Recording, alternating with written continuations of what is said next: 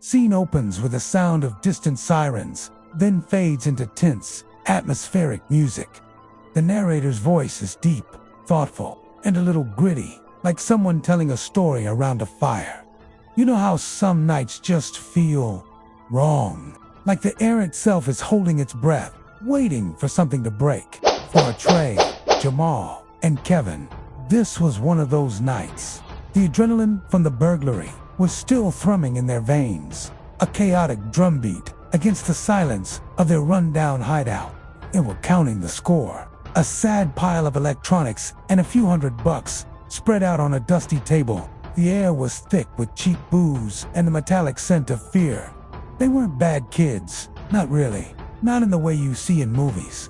They were just lost in a world that seemed to have locked all the doors and thrown away the keys. This life, this hustle, was the only key they thought they had. Jamal, always the most on edge, was pacing. Yo, we gotta move this stuff, man. Tonight, I got a bad feeling. Trey, the self-appointed leader, just grunted. Chill, man. Nobody saw us. We're good. He took a long swallow from a bottle, but it didn't seem to calm him. The victory felt hollow, empty. That's when it happened. The single, flickering light bulb in the room didn't just go out. It dissolved, and in its place, a light began to grow. Not a harsh, blinding light, but something warm, impossibly bright, like a sunrise happening right there in the middle of their grimy little room. It was so pure, so clean, it made the dirt and the darkness feel shameful. The three of them froze, eyes wide with a terror they'd never known. This wasn't the police. This wasn't a rival crew. This was something else. Standing in the center of that light was a figure. It wasn't a cartoon with a halo and a harp.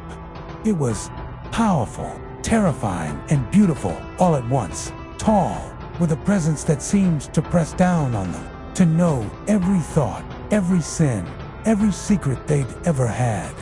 They couldn't even see a face clearly, just a silhouette of impossible grace and strength against the blinding light. It was an angel, and then it spoke. Its voice wasn't a shout, but it filled every corner of their minds, echoing in their very souls. It was a voice of thunder and of honey, a voice that held the weight of eternity. Children of the Most High, the voice boomed, a declaration, not a question. He sees you. He has always seen you. He formed you in your mother's womb, not for this darkness.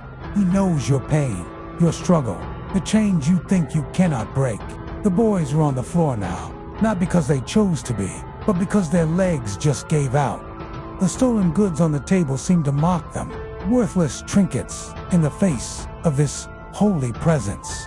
You were created for glory, the angel continued, its voice softening, but losing none of its power. You were meant to be kings, priests, leaders, but you have traded your birthright for shadows. You steal what is fleeting, while your own souls are being stolen from you. The Most High sent me with a message. This is not your end. This is a crossroads. Turn back to the one who made you, whose love for you is mightier than your mistakes. And with that, a wave of something washed over them. It wasn't just words anymore.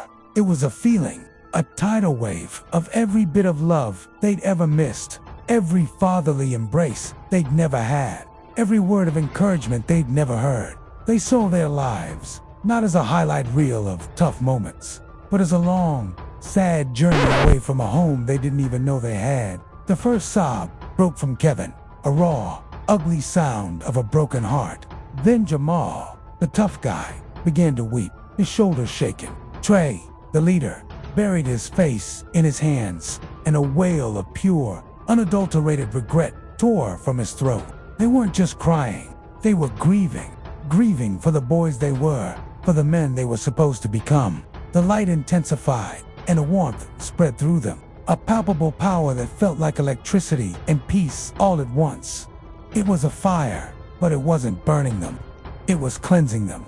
They felt the weight of their choices, the filth of the night, just lifting away. When they finally looked up, gasping for breath, their faces streaked with tears, the angel was gone. The room was just a room again. But everything was different. The stolen goods on the table looked like garbage. The money looked like paper. They weren't just scared anymore. They were changed, reborn in the fire of that impossible light. They didn't know what tomorrow would bring. But for the first time in a long time, kneeling on that dirty floor in the aftermath of a miracle, they knew they wouldn't be facing it alone. They had been seen, they had been called, and they had finally answered.